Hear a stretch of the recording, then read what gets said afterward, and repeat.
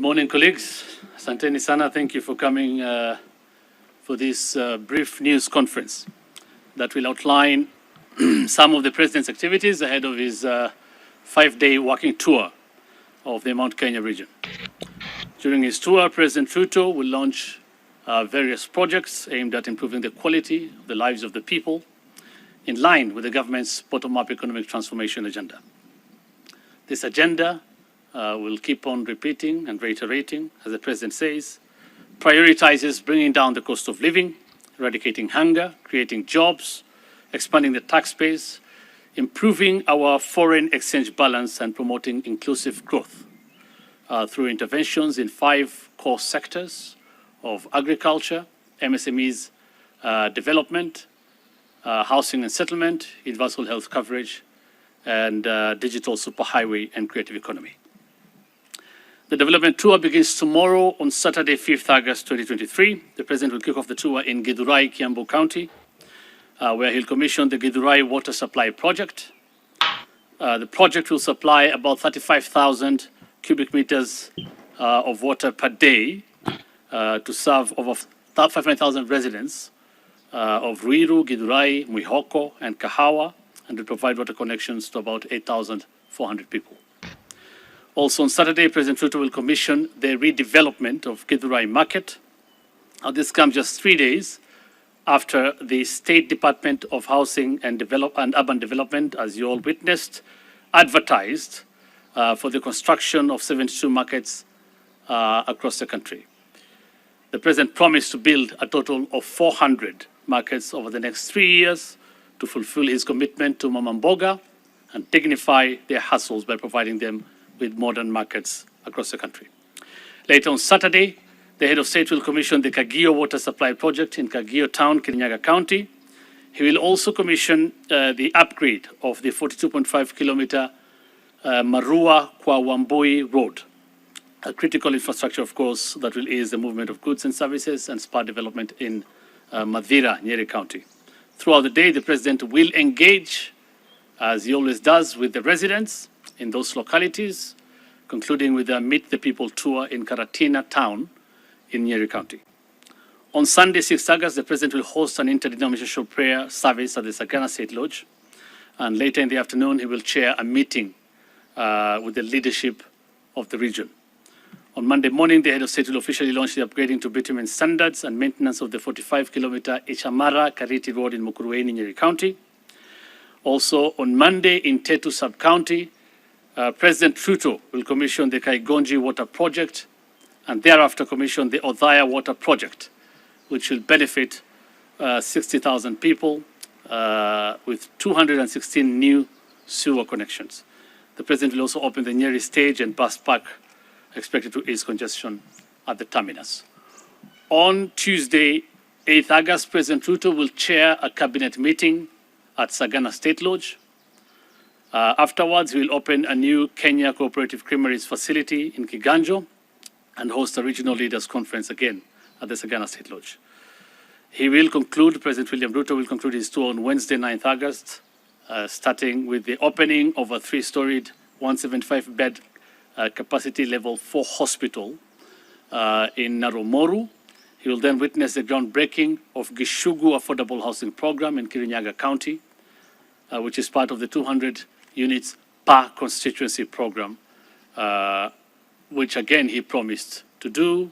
And I think 2 days ago, the State Department of Housing and Urban Development again called for or advertised for such projects in several constituencies across the country. That's the first phase. In agriculture, as you are aware, President Ruto on Wednesday launched the second phase of the fertilizer subsidy program ahead of the short trade season. A bag of fertilizer now retails at a subsidized rate of 2,500, down from 7,000 shillings when the President assumed office in September last year. This follows, of course, the second phase of the fertilizer program, follows a very successful long-range fertilizer subsidy program in which 3.5 million bags were distributed across the country. Over 5 million farmers registered online, the first such exercise in Kenya's history, with a projected yield of 44 million bags for the long-range season alone, surpassing last year's entire production of 41 million bags. Specifically, 454,168 bags of subsidized fertilizers were distributed in the counties of Nyeri, Murang'a, Kiambu, Kirinyaga, Meru, Tharaka Nithi, Embu, Nyandarua, and Laikipia at a cost of almost 1.5 billion, covering various value chains, including tea, coffee, and rice, among others. The President, of course, continues to urge the uptake of this fertilizer and redoubling the use of fertilizer per acre by the farmers, and of course, for the registration of farmers to the platform, on the digital platform. The promise to establish the county aggregation and industrial parks to support aggregation, agro-processing and value addition initiatives is also well underway. Phase 1 includes 12 counties ready for groundbreaking, including Meru, Embu, and Kirinyaga, while 4 will be ready by the end of August. In Phase 2, 19 counties will be ready for groundbreaking by mid-September. The county aggregation industrial parks will be established in all 47 counties in a collaboration effort between the national government and county governments as aggregation centers for local produce destined for local and export markets. These parks will also have value addition sections, as I said, to boost manufacturing and increase farmers' returns. The project entails the construction, this project in Gishugu entails the construction of 140 housing units. The head of state will then thereafter witness the groundbreaking of another affordable housing project in Thika, Kiambu County, which will provide 975 units, with 20% of those reserved for civil servants. All these projects, and especially all the planned water projects in the region, are in line with the government's water storage program, which aims to construct 100 mega dams, 1,000 medium dams, and 4,000 small dams, and also connect 6 million new households across the country to clean and safe water. In the pipeline in this program are strategic projects like Mzima 2 pipeline, Ndarugu 2 dam, Maragua 4 dam, Galana, the High Grand Falls Dam, 2 rivers, Sabaki water carrier, which are all currently at the public-private partnership unit of the National Treasury for processing. In agriculture, as you are aware, President Ruto on Wednesday launched the second phase of the fertilizer subsidy program ahead of the short trade season. A bag of fertilizer now retails at a subsidized rate of 2,500, down from 7,000 shillings when the president assumed office in September last year.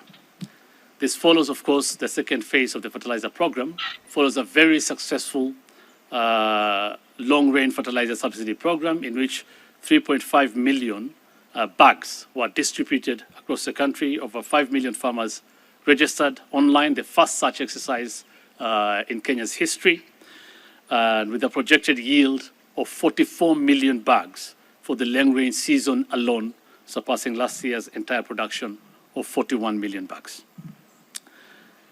Specifically, 454,168 bags of subsidized fertilizers were distributed in the counties of Nyeri, Murang'a, Kiambu, Kirinyaga, Meru, Tharaka Nithi, Embu, Nyandarua, and Laikipia at a cost of almost 1.5 billion, covering various value chains, including tea, coffee, and rice, among others.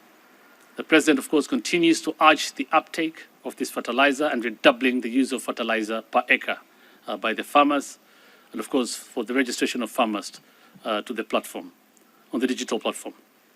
The promise to establish the county aggregation and industrial parks to support aggregation, agro-processing and value addition initiatives is also well underway. Phase 1 includes 12 counties ready for groundbreaking, including Meru, Embu, and Kirinyaga, while 4 will be ready by the end of August. In Phase 2, 19 counties will be ready for groundbreaking by mid-September. The county aggregation industrial parks will be established in all 47 counties in a collaboration effort between the national government and county governments as aggregation centers for local produce destined for local and export markets. These parks will also have value addition sections, as I said, to boost manufacturing and increase farmers' returns. Elsewhere, another very important thing is happening in our plan for food security and agriculture in Busia County today. The President's plan and pledge to revive the cotton sector has kicked off with the delivery of 17 tons of BT cotton seeds to farmers. The Busia Cotton Project will act as a template for the government's plan to increase yields and boost all agricultural value chains across the country. 800 kilograms of lint and cotton seed cake per acre will be produced on 11,253 acres in the first phase in that county, and of course collaborating again between the national government and the county, so the national government and the county of Busia, which will translate to more than 9 million kilos, 3 million of lint and 6 million of cotton seed cake. Farmers will get earnings through the sale of both lint and cotton seed cake. Currently, farmers only sell lint. In this project, 11 cooperatives have been selected in Busia in the push to return around cotton production and enhance other agricultural value chains. The cooperatives will be revamped and turned into multi-purpose SACCOs, and 12,000 Kenyans have been registered as cotton farmers on the Kenya Integrated Agriculture Management Information System platform. As I said, it's important to say all this because the Busia Cotton Project will act as a template for the government's plan to increase yields and boost all agricultural value chains across the country, including dairy, tea, rice, edible oils, and leather, among others. The residents' constructions of mega dams in line with the food security. Maybe during this tour, should the residents expect any pronouncements? And also, there have been an outcry from the macadamia farmers for the lack of market. Are there any interventions that the president maybe will announce on international market? Thank you. Okay, thank you. Yeah. Good morning. I'm Kamau Mwangi from K24 TV. Now, I have two questions. One is in regards to the two meetings that the president will hold with the leaders of the region. Obviously, we know there are talks that are expected between the government and Azimio. So will the president be seeking to reassure leaders of the region of their position in government? And two, farmers in the region, especially dairy farmers, have been asking for something like the coffee fund because of the prices of milk in the region. So are we expecting to see the president bring goodies, if so to call it, in terms of a fund to caution the farmers, the dairy farmers? Thank you. Maybe a last one. Okay. So I'll take those. The first question, I think, was on the dams that were promised. Is that what you said? I think I've talked about a few that are under the PPP, and I can go through them again very quickly for processing at the National Treasury. But specifically in Nyeri,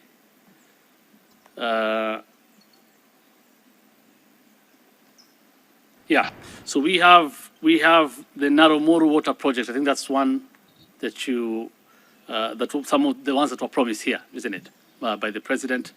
That project is the feasibility study and preliminary designs are done, and the commencement of the project will happen upon the award of the contract. The project, of course, will, upon completion, connect 8,000 people to water, or 8,000 households with water. The project itself is about 1.3 billion shillings. That's what it costs. And there are more, of course. I can go through them, but there are many across the region that I can share with you later. Again, we also have another in Naromoru municipality. There's another project for 650 million shillings. That also feasibility studies are being done. Again, there's another one being done in Chaka Karibuni sewerage project, again in this region. So in other words, what I'm saying is all the projects the president had promised are on course. The ones that feasibility studies are being done, and then they will advertise for the tendering will be done, and of course the project will kick off. The rest, the mega dams, as I said, most of them under the PPP for processing, and after that we'll see them being rolled out. There was a question on what specifically we want to do, or the president wants to do in dairy and macadamia, isn't it? So first, let me start with dairy. There were some promises that the president made in the manifesto. For example, exporting 1 billion liters per year across the export from Kenya in terms of dairy products, and generate 500,000 jobs in the process. So what has happened now? The government has successfully unlocked the delayed funding. And I think the President promised this, and it has been done. He has unlocked the delayed funding of about 82 million USD dollars from the Polish government. And this will go to mechanization, including provision of coolers for farmers across the country, establishment of liquid nitrogen plants across the country, facilitating access to cheaper AI services for farmers, and of course, dairy veterinary labs to improve quality of the dairy products.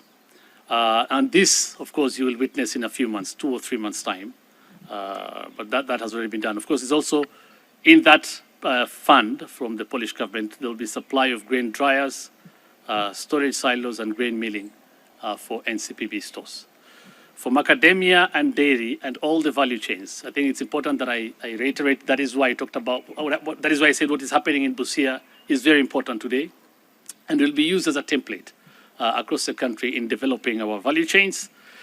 There are efforts by the government in macadamia to continue providing market linkages, and also for avocado.